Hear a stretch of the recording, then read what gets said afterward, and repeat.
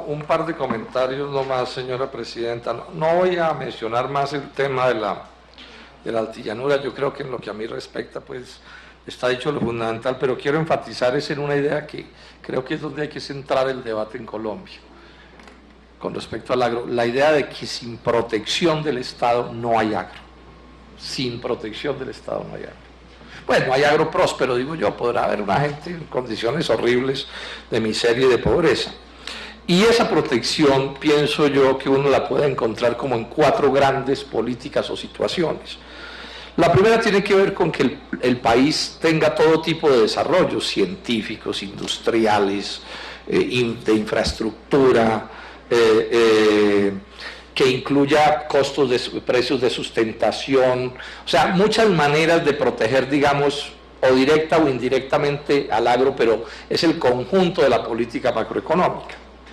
Lo segundo es lo que uno puede llamar de subsidios directos, que asumen muchas formas, ¿no? Entonces, en Estados Unidos, digamos, el Farm Bill ese de que se habla, 90.000 millones de dólares al año, y son cosas que son directas, plata, o en Europa los 70.000 millones de dólares. Lo tercero, que es un instrumento de protección muy utilizado, y los chinos lo han utilizado con muchísimo éxito, es devaluar la moneda. ¿Sí? Entonces, a punta de devaluación, usted gana competitividad porque se abarata su posibilidad de vender en el exterior y se encarecen las importaciones si usted se protege. Y el cuarto sistema, en general, es lo que se llama como la protección en frontera.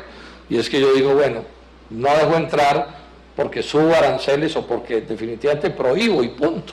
Digamos, en Japón han sido corrientes aranceles del 200% para proteger su arroz. Uno se va a Suiza, a muchos países europeos, y son unos aranceles altísimos. En Colombia se han utilizado estas barreras en frontera. Pero lo que uno sí no puede hacer es no tener nada, que es lo que le pasa a Colombia. Sí, porque entonces Colombia, en los asuntos de tener gran infraestructura, desarrollo científico, no sé qué dice más, pues estamos bien atrás de casi todos los países.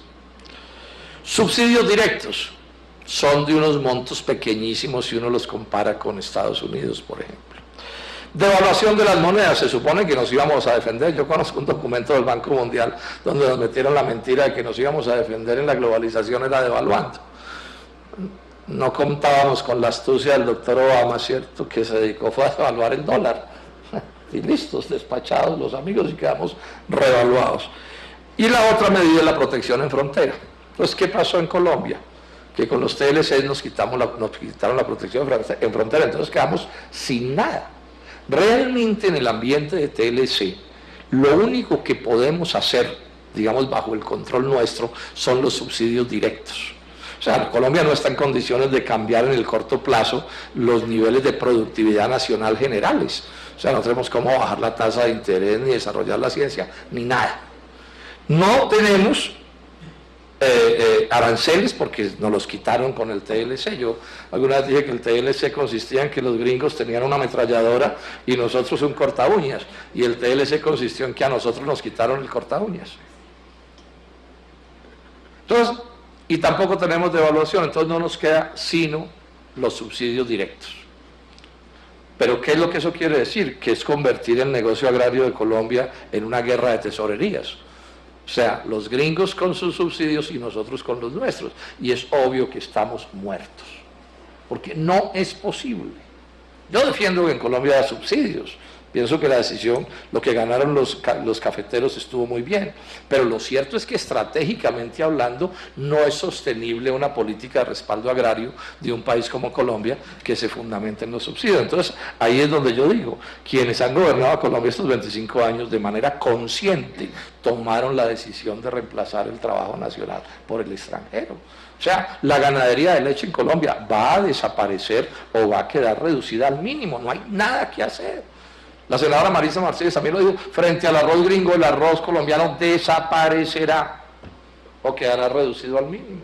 Es que esto no es un problema de magia, esto es un problema de cosas que son concretas. Además ya los gringos nos acaban de decir, subiremos los subsidios hasta donde haya que subirlos, pero les vamos a quitar su agro. Es más, me temo que deben estar nerviosos hasta los argentinos y los brasileños con esta alza de los subsidios de Estados Unidos. Entonces es lo primero que yo quiero señalar. Yo creo que este es el debate. Este debate hay que adelantarlo con franqueza y con claridad. Puede ser echando unos cuentos aquí. Entonces el ministro Estupiñán dice, no, es que ahí hemos dado unos subsidios, pero que es que no alcanzan. Pues sí, es que eso lo sabemos desde antes, ese es el problema, es que no alcanzan, ni van a alcanzar. Entonces, si nosotros no establecemos protección en frontera, estamos muertos. Es la única posibilidad que tenemos hoy. Porque nosotros no podemos controlar la devaluación norteamericana. No podemos cambiar el desarrollo general de Colombia de un día para otro. No nos alcanza la plata de los subsidios. Entonces no nos queda sino la protección en frontera.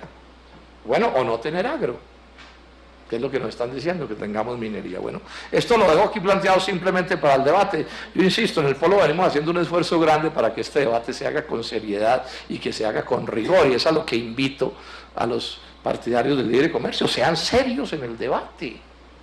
Pero no puede ser que nosotros les demos datos y datos y análisis, rebatan esto que acabo de decir, alguien que lo rebata. Pero todos lo despachan, no, es que el doctor Robledo es terrorista y no sé qué vaina, y ya con eso ganaron la discusión. Bueno, lo otro es esto. Y hoy de alguna manera se notó, hay un discurso anticampesino en Colombia. Ese es el discurso oficial del gobierno nacional, es el discurso oficial de la SAC, de la Sociedad de Agricultores de Colombia. ¿Qué es el discurso de que campesinos sí, pero campesinos asociados, campesinos agrupados, campesinos cooperativizados, campesinos bajo la férula de la Nacional de Chocolates o de Indupalma o de no sé quién, o sea, campesinos que no sean campesinos? Porque si el campesino es campesino, si es campesino libre. Pues digamos que ese es el avance del feudalismo al capitalismo. Y esos no les gustan, les parecen malísimos. Hay que asociarlos con quién, con algún magnate, y aquí sí que cabe el viejo chiste ese. La senadora me dice que cuando busca un rico a un pobre. ¿Sí? ¿Cómo es el cuento? A que empuje un carro, ¿sí? Para que empuje un carro, a que done sangre o a que jure en falso. ¿Sí? Y ahora habría que agregar a que se asocie con alguno en un proyecto agrario, algún campesino en un proyecto agrario. Yo no me opongo a que en determinadas circunstancias haya una asociación de pronto entre un campesino y un empresario, pero que ese sea el modelo del campesinado colombiano. Pero además es contraevidente, es que aquí podemos demostrar hasta la saciedad que los campesinos colombianos, y ahí están los estudios, pueden ser eficientes, pueden ser productivos, ahí están las cifras. No es cierto que los campesinos no puedan ser competitivos. Y ahora no me van a decir a mí que en un país donde hay 30 y pico millones de hectáreas para desarrollar el agro, entonces hay que perseguir como cucarachas a los campesinos o asociarlos pues con Cargill. Ustedes se imaginan la sociedad del toche y la guayaba madura, del pájaro y la guayaba madura, que significa coger un campesino así de grande y asociarlo con Cargill. Este es parte del debate que hay que hacer, y hay que hacerlo con toda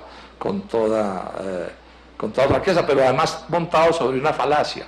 Es que el discurso es que el campesino es ineficiente, no puede, no sabe, es imposible, etcétera, etcétera. Pero la economía campesina produce más del 60% de la producción de este país, abandonados como están, dejados a su suerte, arrinconados en las peores tierras. Y ya di el dato de Brasil. Pero además es esto. Yo ya dije que el problema más grave del agro colombiano es que no produce. O sea, las tierras están casi que abandonadas. Una vaca de vez en cuando, un arbolito, una cosa así. Bueno, ¿y quién tiene la tierra? ¿Los campesinos? No, la tierra está en muchas formas en muchos niveles de propiedad empresarial, pequeños y medianos, grandes, etcétera. O sea, que no es cierto. En Colombia no es cierto que el simple hecho de que la tierra sea de empresarios ya garantiza su utilización productiva.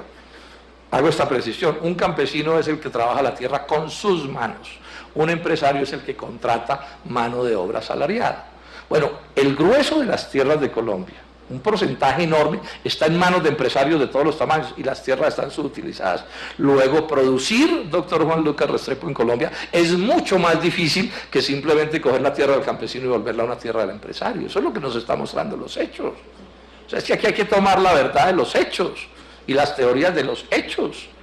O O sea, el tema aquí es muchísimo más complejo. Es más, las tierras más trabajadas de Colombia son las que están en manos de los campesinos.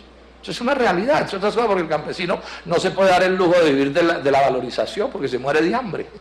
O sea, para usted poder vivir, tener como negocio la valorización del suelo, tiene que tener otro ingreso que le permita que la tierra no le rente todos los meses y al final de sus días o cuando sea, se gana una plata cuando la vende. El campesino no puede darse ese lujo, el campesino tiene que producir su tierra. Con esto no estoy diciendo que no deba haber producción empresarial, no es eso lo que estoy diciendo. Y lo reitero y lo reitero y lo reitero porque me malinterpretan, sino estoy explicando el fenómeno para ver qué hacemos frente a ese fenómeno que estoy señalando. Entonces llamo la atención, el Polo quiere hacer un debate sobre esto, pero vamos a un debate serio, debate ilustrado, un debate con cifras en la mano, con datos. Sí, no el debate de la matonería, que como yo tengo los medios de comunicación, cojo una mentira y la repito y la repito y la repito y la repito y se vuelve verdad.